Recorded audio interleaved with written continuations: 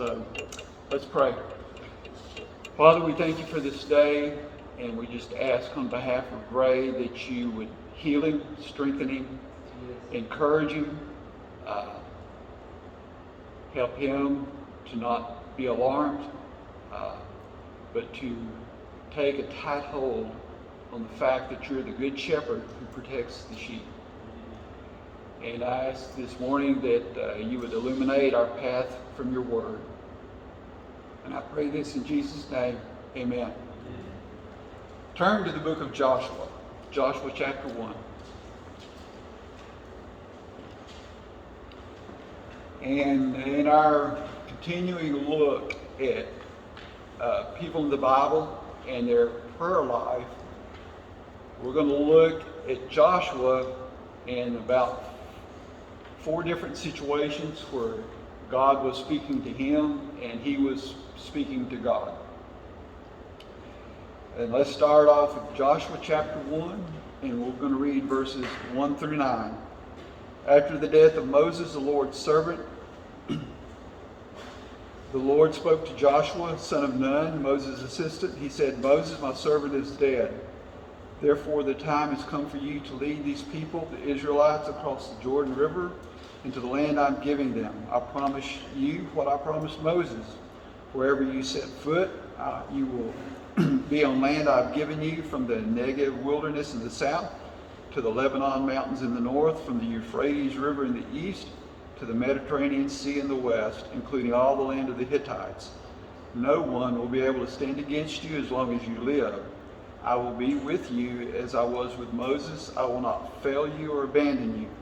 Be strong and courageous, for you are the one who will lead these people to possess all the land I swore to their ancestors I would give them. Be strong and very courageous. Be careful to obey all the instructions Moses gave you. Do not deviate from them, turning either to the right or to the left. Then you will be successful in everything you do. Study this book of instruction continually. Meditate on it day and night, so you will be sure to obey everything written in it. Only then will you prosper and succeed in all you do. This is my command. Be strong and courageous. Do not be afraid or discouraged, for the Lord your God is with you wherever you go.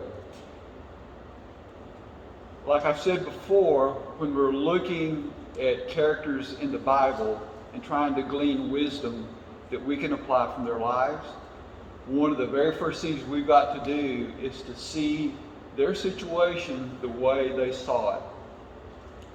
So, how does Joshua see his situation? First of all, think about this. Let's say Pastor Lloyd died tomorrow and God told you to take up the leadership of this church. How would you feel?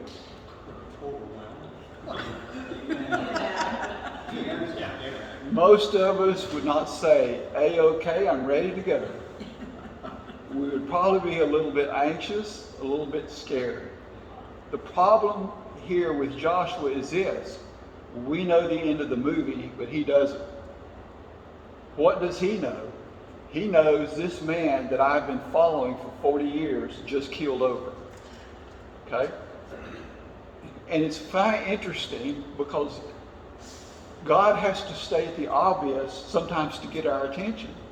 So he does with Joshua. Joshua, Moses is dead. Did Joshua not see the casket? Was he not at the graveyard when he was buried? Okay. So the first thing God has to do sometimes when he's going to take us through a transition is to remind us of the obvious. These are the facts, and you have to face these facts. Moses ain't coming back. Joshua, it's up to you. But here's the deal. God, think of the Christian right now that in all of your life you admire the most. Does anybody want to tell me who that is? Is it Billy Graham? Who is it? My dad. Your dad. Anybody else? Famous or not famous? Tell me a Christian. C.S. Lewis. Who? C.S. Lewis. C.S. Lewis, great intellectual. Anybody else? I'd say my grandpa. Your grandpa? Here is what God has told Joshua. Every promise I made to him, I'm making to you. So, God did not make any promises to C.S. Lewis that he did not make to all of us. God has not made any promises to Pastor Lloyd, to Billy Graham, to John MacArthur, or to anybody else that he has not made to me. Let that sink in. Because somehow we think we err in two possible areas. We think somehow those people were better than us, or we think somehow God has said something special to them that he has not said to us. And God goes to great pains here to let Joshua know that everything he's promised to Moses, he is now promising to Joshua. So C.S. Lewis, Pastor Lloyd, Billy Graham, John MacArthur, or anybody else you can think of, does not have any special connection to God that you don't have. Okay, then why did they succeed more than the others did? Well, for one reason, we see the parable of the talents. Some people are given 10 talents to work with, some 5, and some 1. Okay? Peter preached in Acts, and 3,000 people were saved in one day. When you look at all the people that Paul lists over the course of 25 years, you're not going to come up with 3,000 people.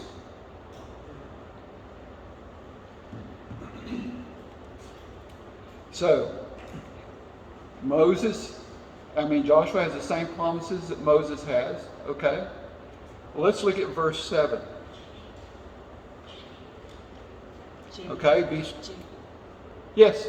I've been reading a lot in the Old Testament, and there's so much that God speaks. I mean, if the Old Testament was read, like the words of Jesus are in the New, the Old Testament would be so much read in there. And I think we don't get that today. So it's harder for me. I think what you're saying is super, but it's harder for me to take it in. Mm-hmm. There's like I know the promises are the same, but it just seems more distant. I don't know. Go ahead. What you say, does that go as far as Jesus? I mean, we got the same thing Jesus has got from God. I mean, we equal heirs to the throne. Don't we have equal what he has from God? The Spirit was given to all. The Spirit was given to all. So, I think, let me see if I can dig into your... Rodney, what are you laughing about? She's pointing out repeat the question. Yeah, I know. So, let me see if I can address what you're talking about. You don't need to, I guess. I just get kind of bewildered, and I think, yeah, but they had God talking to them all the time. They had what? They had God talking to them. We have God talking to us.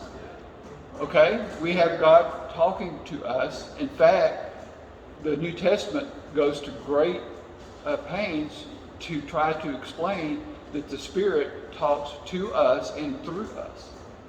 Okay? Here is the problem, though, that I think you struggle with. You see your life as so ordinary, and you see God as so silent. But if we get right down to where it is that it's very easy for us to go about our normal routine in our day, and we see ourselves as very ordinary and not particularly gifted. We see our situation as very mundane and not extraordinary. Okay? And our God does not talk to us in the details that he talks to them in. Because he's eventually in Joshua, he's going to tell them exactly how to fight the Battle of Jericho, right? Okay? Here is the deal. Here's the answer, though. The best answer I can come up with this. You can go to God and say, I need more information. God would turn it around and say, how much information do you have to have before you act? Yeah. We always want more information, and if we feel like we have the information, that must be God. Yeah. God would say this: the question is not how much information do you have, how much information do you already have that you're certain of. Because what we see here with Joshua in the opening statement is this. Joshua's going to fight all these battles, right? What details did God just give him about how to fight those battles? He gave him no details at all. In fact, from God's point of view, what point is he trying to get across? When he talks about obeying the book of instruction, here's what God's saying. Take the information you already know and make sure you're acting on that. Because, Carrie, here's the deal. When we fail, we don't fail because there's some obscure information we don't have. We fail because we don't do what we already know to do. With the information We already have. So here's the deal, Carrie, and believe me, I've had to work this out for my own self, because I always want more information. God turns it around and says this, Jimmy, name one failure in your life where the mistake was because you did not have enough information, or was it because you didn't apply what you already had to know to do? Make sense? We're going to see Joshua in about the next 10 minutes, we're going to see him fail to pray. And that was the cause of his problem. It wasn't because he did not have a battle plan on how to fight. He failed to do what he already knew he should be doing. And so in our quest that we all have to want to see God more clearly, God turns it around and says this, are you doing all that you know to do now? Or to put it another way with a sharper point, why should I give you more information, Jimmy, if you're not using what I've already given you? Yeah. Also, back to what you were saying about the New Testament and the Old Testament and how God is speaking and everything, we're only seeing glimpses in these people's lives. So our glimpses of when we were great or when we failed really bad, if those were recorded, we would only have this much of our life when we've lived this much. And so that's what we're seeing in here. We're only seeing a glimpse of Joshua's 100, how old was he? 120 or whatever. You know, so that's a long life. Abraham, you only see this much of his very long life too. Here is the best example I know of is Jesus. When you study the life of Jesus chronologically with a calendar, and commentators have spent the last 2,000 years doing this, in a 3-year ministry, there's only 53 recorded days. Think of that. Deity in the flesh. You would think there would be 50 years of recorded data. There's only 53 recorded days. And not only that, most of us are from what we've been in Bible studies. If I would say, how long did Jesus' ministry last? What would you say? There's not even agreement on that. When you start counting Passover feast and using that, it looks like Jesus was only on the earth for 2 of them. So when you say 53 recorded days of events with Jesus, out of a 3-year ministry, you would think you'd have all this data over 3 years of days, right? No, there's only about 53 recorded days. So, Connie, here's the deal. If this is our indication of what's normal, I have to accept the fact that if I live to be 95, if I was a biblical character, there might only be 25 days recorded out of my life. If you look at the life of Abraham, and I've done his the most, out of basically from the time we pick him up when he's 75 till when he dies when he's 175, you can only come up with about 40 events. Like the sacrifice of Isaac, the birth. If you look at the event by event, which is the way it does, you only come up with about 30 or 40 events at the most, out of 100 years. So here's what I'm trying to get across to you. Accept the fact that what you struggle with is normal because that's the way the Bible records all these people's lives. The illusion that we have when we look at somebody like Paul is that we think, man, he was getting visions from God every day. And that's the biblical record does not support that. But we think it does because the way the Bible writers do it, this happened, this happened, this happened, this happened. And so you think, man, every day something was happening. The opposite is true. There's a lot more silence about these people than there is about information about them. So, the bottom line is, your experience, his experience, all of our experiences are normal. They're what the Bible would call normal because it was what happened to these people. So I need to rest easy. There's no correction that I need to make. There's nothing I'm missing. Okay? In fact, God would say, Jimmy, if you're missing something, it's probably something you already know to do. Okay? It's not some hidden information. It's not something obscure. Nobody's life ever fell apart over an interpretation of Revelation. People's lives fall apart because they commit adultery or do something like that, or they commit income tax fraud. No Christian's life ever fell apart because there was some obscure verse in Revelation he just didn't know about when he had to go buy that new car. But God put everything we need right here in the Bible. This is all. We didn't need all that other. And in fact, when you look at the lives of New Testament characters, they didn't even have the New Testament. They were functioning off the Old Testament alone. That's why it's important to know what the Old Testament says. Yeah, and that's why it's important to know that. So, we see that all the promises God gave Moses, he gives to Joshua. There's no more information that Joshua had that Moses didn't have to make the point a little sharper. Okay? So, but what God does repeatedly in this, and this is what I want you to take away from this, God basically tries to drill two things into his head. One is, be strong and courageous. The other one, be careful to do all that you already know to do. Be careful simply to do all that you already know to do. Let's look at the second episode in chapter 5. Joshua chapter 5, starting with verse 13. God shows up again. When Joshua was near the town of Jericho, he looked up and saw a man standing in front of him with a sword in hand. Joshua went up to him and demanded, "Are you friend or foe?" "Neither one," he replied. "I'm the commander of the Lord's army." At this, Joshua fell with his face to the ground in reverence. "I'm at your command," Joshua said. "What do you want your servant to do?" The commander of the Lord's army replied, "Take off your sandals, for the place you're standing is holy." And Joshua did as he was told. What can we get from this? First of all, we see in this passage that Joshua is getting close to his first battle, the Battle of Jericho. Okay? What does God do here? And more importantly, what did God not say here? God did not give him a battle strategy on how to fight. Okay? What did God do here? He showed up. God showed up. Okay?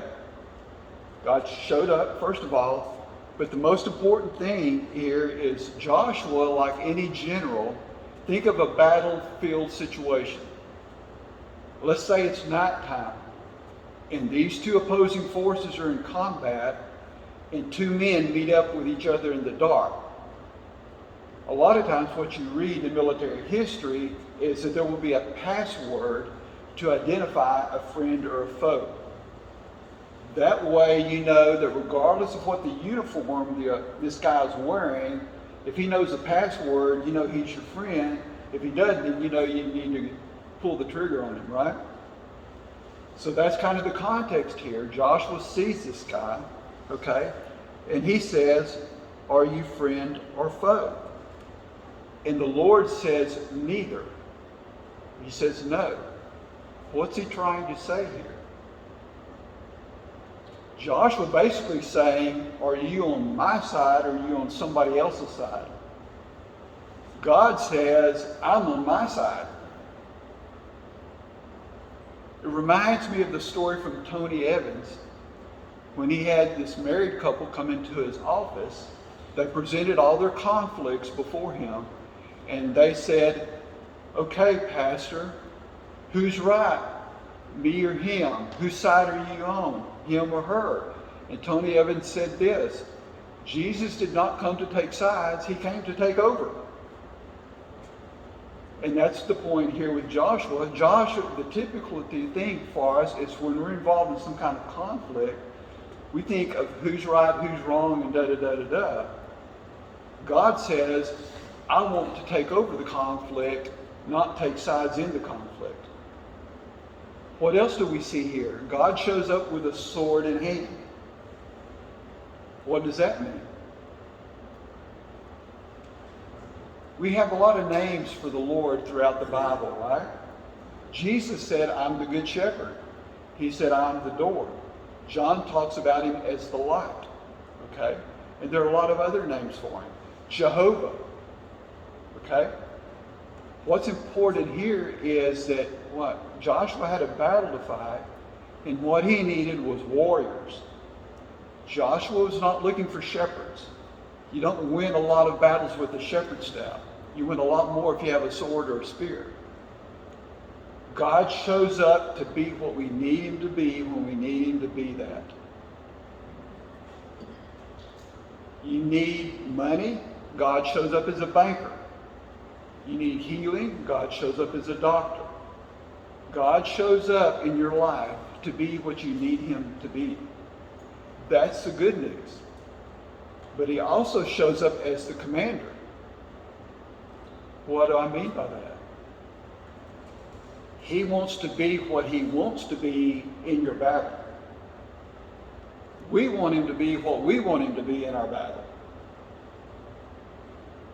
We want him to be our friend. We want him to be on our side.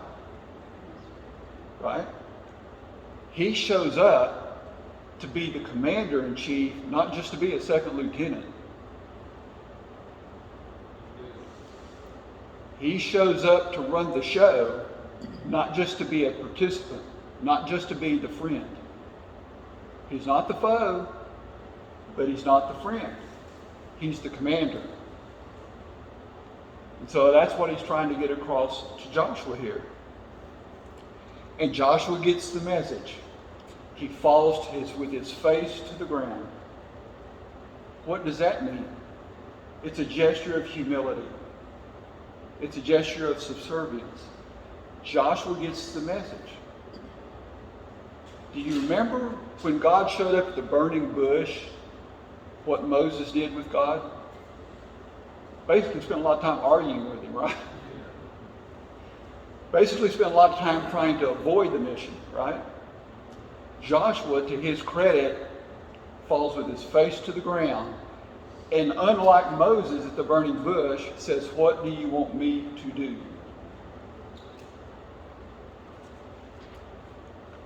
Here's what God did not say. He did not tell him how to fight the battle of Jericho at this point in time. He did not tell him about all the future battles he was going to have to fight. He did not tell him anything about anything that was out there.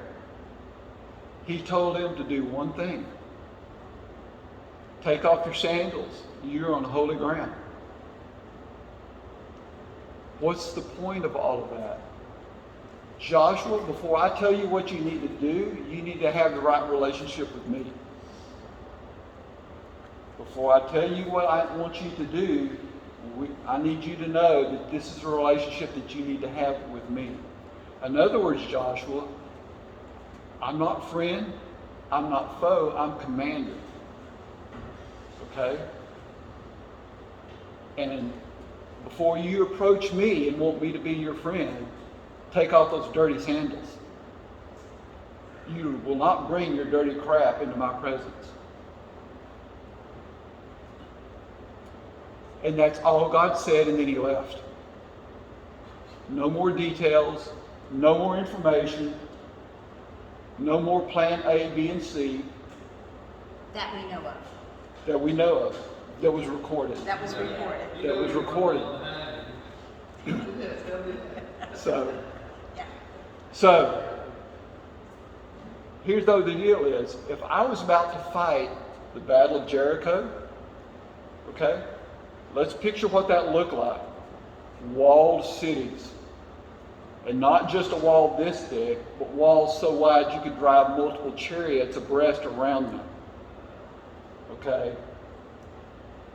In other words, Joshua, you're not just going to overrun a little village. You're going to overrun a major city. Okay? And there's not a hint of anything about how to fight that battle yet. A lot of times, I want God to tell me a lot more than just, hey, Jimmy, take off your shoes. Is that it, God? Is that the best you can do? I'm sitting here with this struggle. I've got probably 2 million renegades behind me that are ready to go. But hey, you know, they don't have chariots. They've been walking across the desert for 40 years. There's not one chariot among them. They probably don't even have a lot of weapons.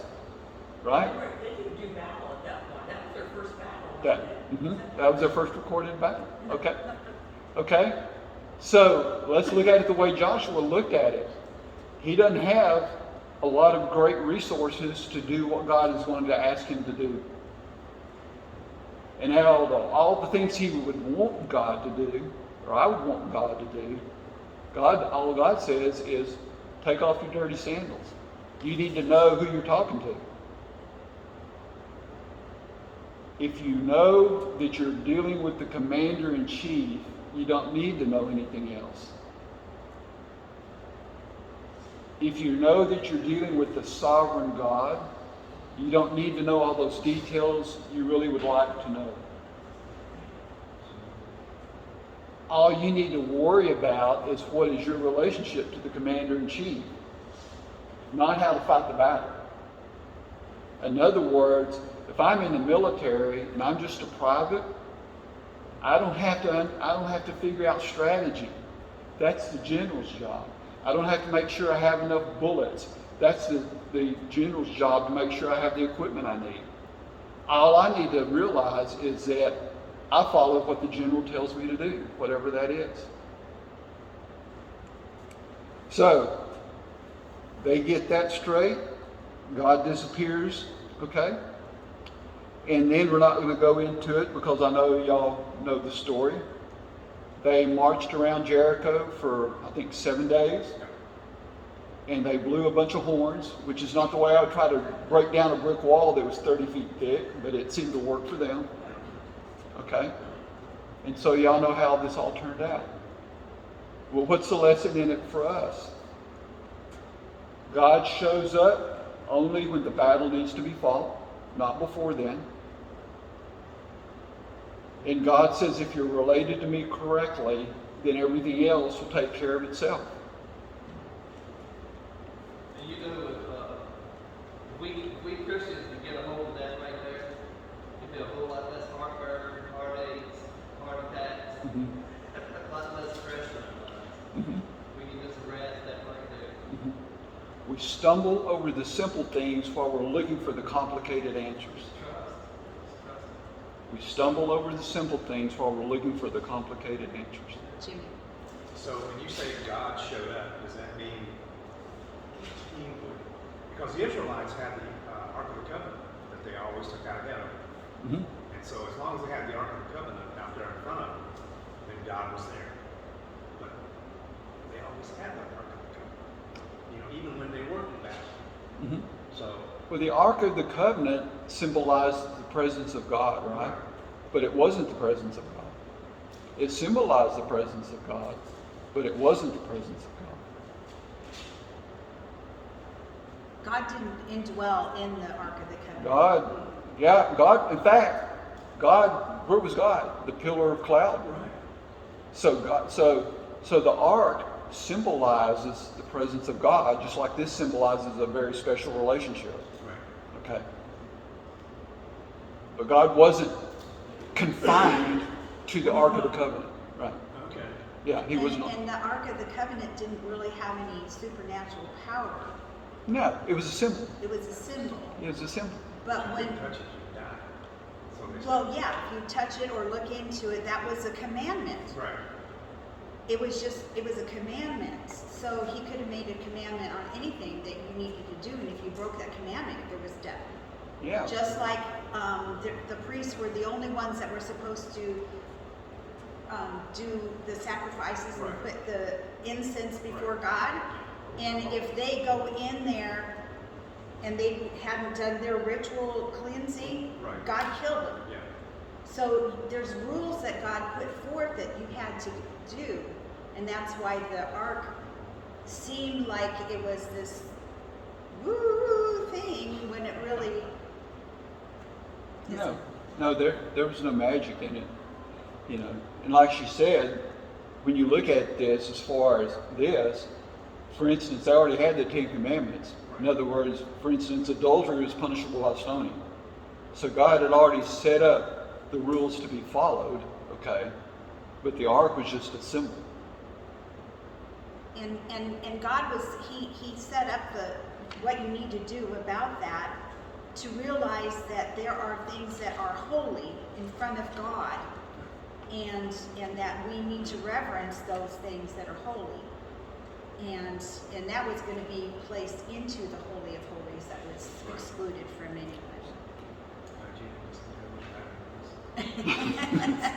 So, what do we take away from this? God is the commander. He shows up only when the battle needs to be fought, when the right time, and there's an issue of timing. Okay. We always want him to show up early. Okay. Yeah. We always want him to show up early, but he very seldom does.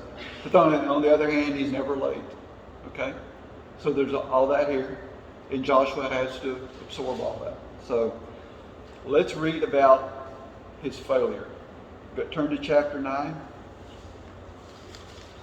We're going to read the first 15 verses of chapter 9. Now all the kings west of the Jordan River heard about what had happened. These were the kings of the Hittites, Amorites, Canaanites, Perizzites, Hivites, Jebusites, who lived in the hill country, in the western foothills and along the coast of the Mediterranean Sea as far north as the Lebanon mountains. These kings combined their armies to fight as one against Joshua and the Israelites. But when the people of Gibeon heard what Joshua had done to Jericho and Ai, they resorted to deception to save themselves. They sent ambassadors to Joshua, loading their donkeys with weathered saddlebags and old patched wineskins. They put on worn-out, patched sandals and ragged clothes, and the bread they took with them was dry and moldy. When they arrived at the camp of Israel at Gilgal, they told Joshua and the men of Israel, "We have come from a distant land to ask you to make a peace treaty with us." The Israelites replied to these Hivites, "How do we know you don't live nearby? For if you do, we cannot make a treaty with you." They replied, "We are your servants." "But who are you?" Joshua demanded. "Where do you come from?" They answered, "Your servants have come from a very distant country. We have heard of the might of the Lord your God and all he did in Egypt. We have also heard what he did to the two Amorite kings east of the Jordan River, King Sihon of Heshbon and King Og of Bashan, who lived in Ashtaroth.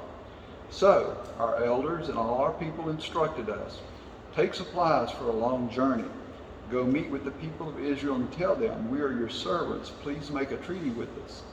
This bread was hot from the ovens when we left our homes, but now, as you can see, it is dry and moldy. These wineskins were new when we filled them, but now they are old and split open, and our clothing and sandals are worn out from our very long journey." So the Israelites examined their food, but they did not consult the Lord. Then Joshua made a peace treaty with them and guaranteed their safety, and the leaders of the community ratified their agreement with a binding oath. This is an example of what I've been saying. Joshua did not fail because he did not have a great battle plan.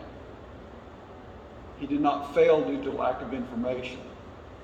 He failed because he failed to follow the information God had already given him.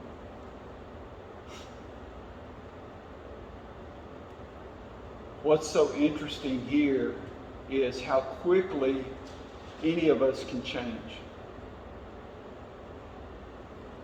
Just a few chapters back, he had a direct confrontation with God Almighty.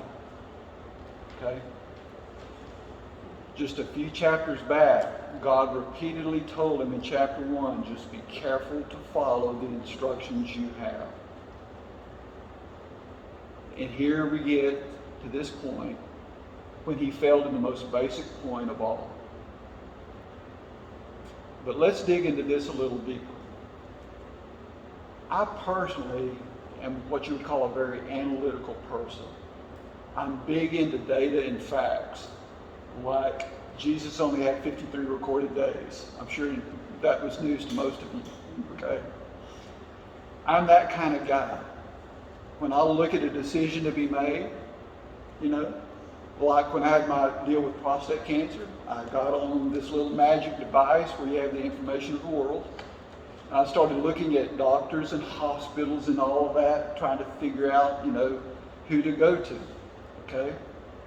I have a very old car right now, okay?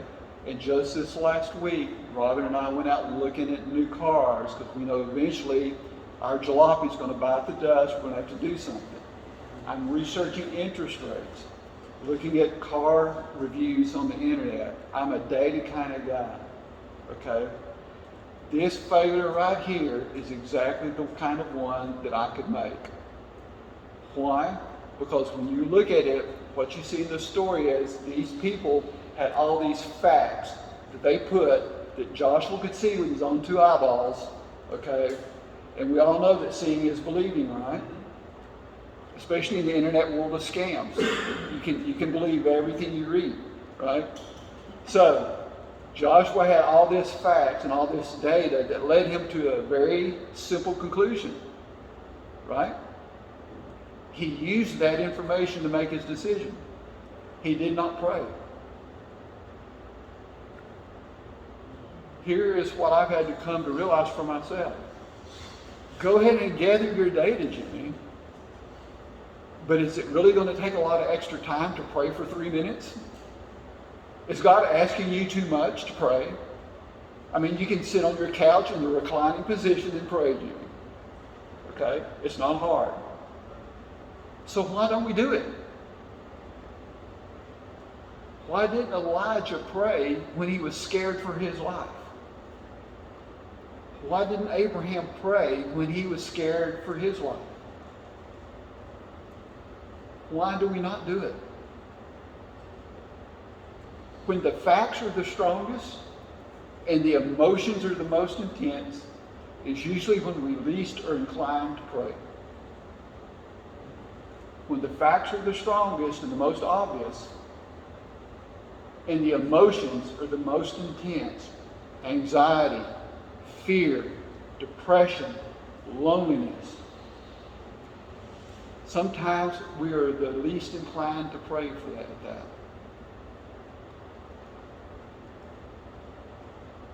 And Joshua here, and these people that were with him, they would say, we have all the facts we need to make the decision. Well, that may be true on his face. You may really do, you may really have all the facts that you need. But the problem is, just because you know all the facts doesn't mean you know the mind of God. Which is the most important fact of all, is it not? And so they don't pray, and they make this binding treaty. Okay?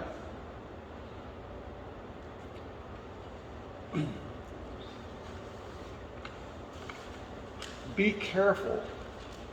The moral of the story is be careful when you think you know what to do.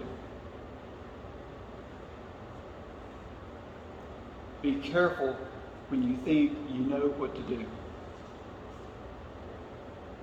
It's not that our logic should be discarded, okay? And it's not that God does not want us to use our mind.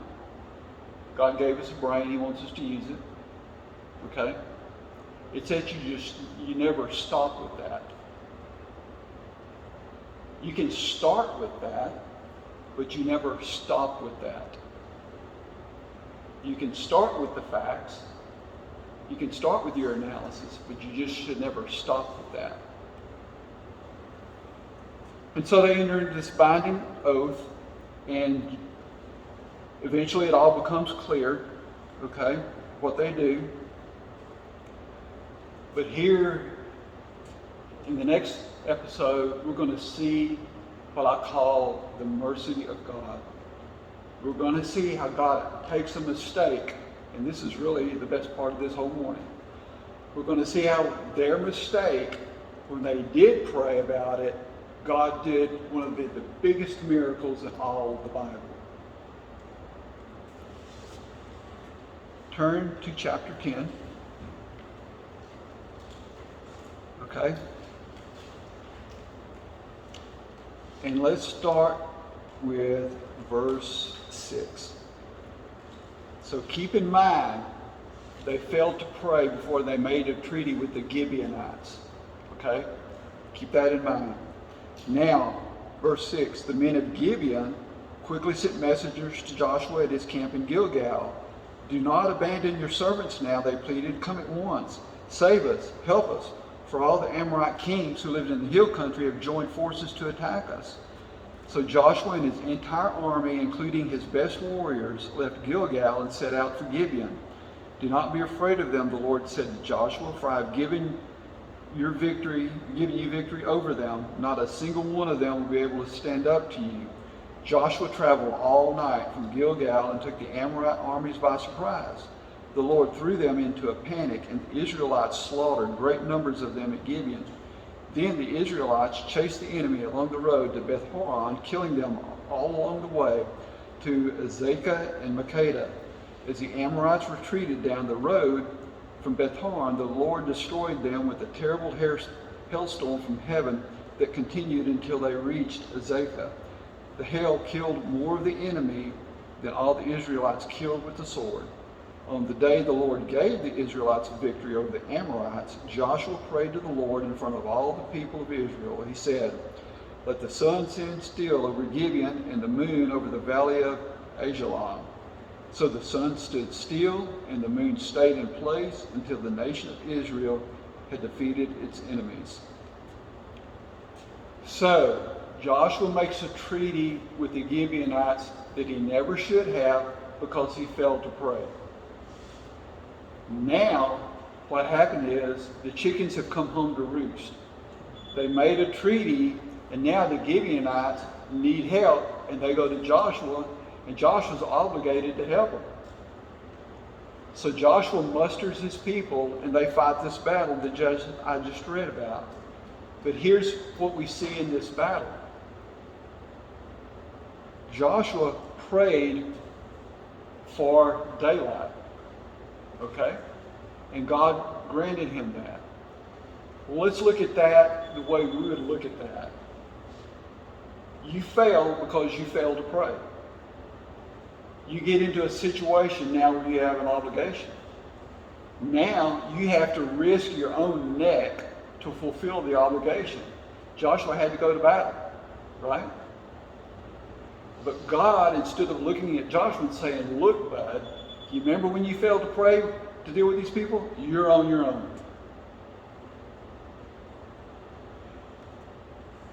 We've all heard the saying, you made your bed, now you got to sleep in it, right? Perhaps raising teenagers at times to get them the point across, you would say that to them. You would say, you chose to do this, now you got to figure out how to get yourself out of it. Right? God could have said all that to Joshua because Joshua failed to pray. He could have said, Joshua, you're on your own. I don't care if half y'all get killed. You made that treaty. You go figure out how to deal with these people. God does not do any of that. He sends a providential hailstorm. But he doesn't just stop there. When Joshua decides to pray and ask for daylight, God does not say, look, you remember that treaty you made? I'm not answering this one. Because if you would have prayed then, you would not be in this situation now. If you would have prayed then and not made that treaty, we wouldn't be having this conversation now. But what God does, I cannot think of a bigger miracle in the entire Bible. Think about it. Yes, Jesus, it's impressive when you raise people from the dead. But to stop the planet Earth from rotating? And everybody didn't fall off. Yeah.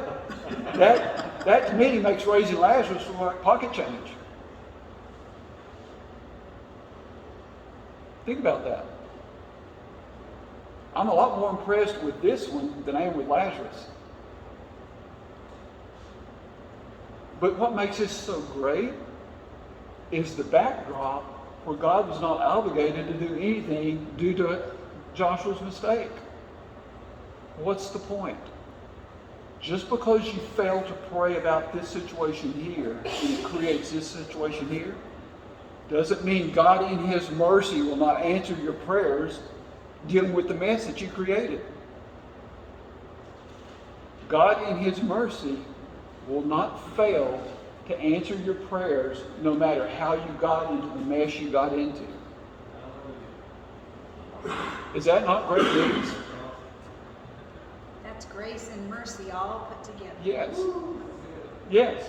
And to drive the point home, think about it. Out of all the prayers I have that God has answered, I would think if I prayed for the earth to stop rotating, that'd be at the top of the list. I don't know how you top that. Say that again, what you just said. God does what? What I'm saying is that the biggest prayers that God answers for sometimes are the prayers that come out of our worst messes. We think, because this is the way we would operate if we were God, we would think His greatest answers would be when we were our most virtuous. Right? Hey God, I gave all my money, now you need to answer this prayer. That's the way humans think about God. That goes back to Romans 8:28. But they think that, okay, here's the good, not the change in my heart. Right. Is the good, but the event of God's answer to prayer. Yes. Yes. No, you're right. God takes Joshua's biggest failure, and when Josh decides to pray about it this time, not only does God answer the prayer in stopping the earth, He throws in the hailstone for good measure. He does not just answer the man's prayer, He takes care of him in ways that he never even thought to ask about. But they still had to do their part. But they still fought. Yeah, they still They had still- to. They didn't sit back and let God take care of everything. They had to engage also. Yeah, they still had to fight. But what does this tell us about the God that we know? We got to stay in the game. We have to stay. in the game. You have to stay in the Stay in game. the game. And here's the real point. There have been times when I screwed up, and I think the problem is beyond prayer. The mess is so big, there's no use praying. Or, let's be honest, the way we think God operates with us, that, He's never going to answer this prayer about that situation, Jimmy, because you caused it. We think He's never going to answer our prayers about the mess because we caused the mess. The truth is, what we see here is not only will God answer the prayers in the mess, He may throw in a hailstorm just to show you how nice He is. It's the parable of the prodigal son.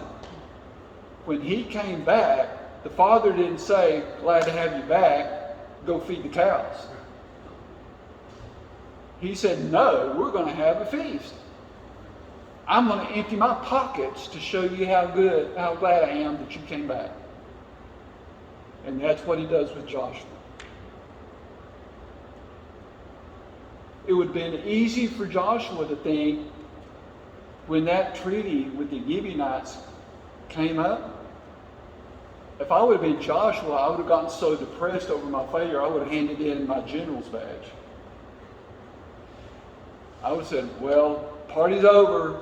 I guess God's going to get somebody else to lead these people. I messed up." God did not go find another general.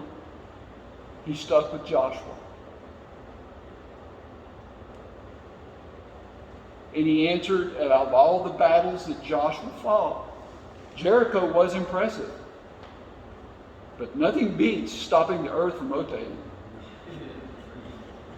Jericho was impressive, and they followed the directions, and they fought, and they won that battle, right? They won the battle of Jericho. But I think that as the years went by, this is the one they were going to talk about.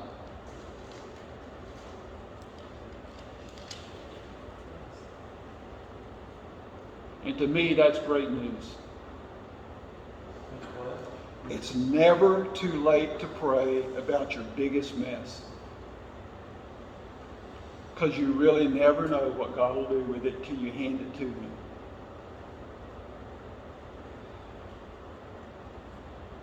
That's a happy message. It's a happy lesson today. It's a happy lesson today. It's a happy lesson. I'm going to do that. Be happy today.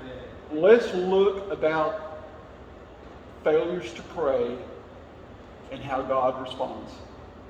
And let's sum up some of the ground we've gone through over the last few weeks. Okay?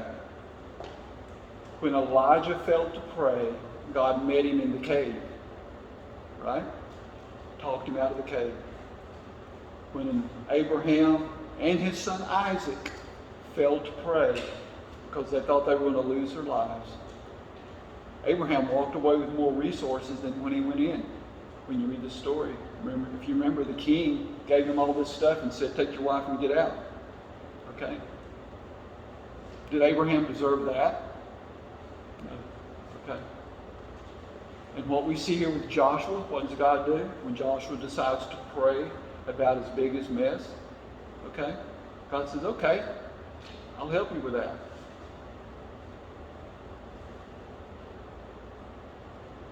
Even when you fail to pray, God can still be the hero of the story if you give Him a chance. But the tendency sometimes that we have is we think it's beyond prayer. The mess is too big. The consequences are forever. Okay?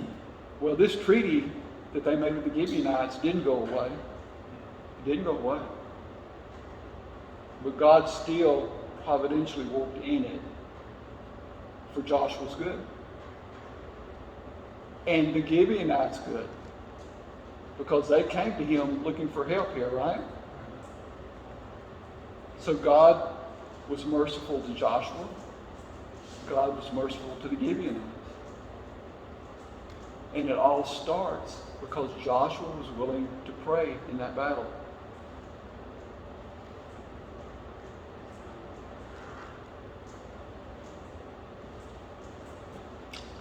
That's it. I can't think of a better way to end. So I guess what you're trying to tell us is we need to be on our knees more, right? Not only that, but here's also the way I take it from Joshua with the Gibeonites. Be on your knees the most when you think you've got it figured out. Be on your knees the most when you think you've got it figured out.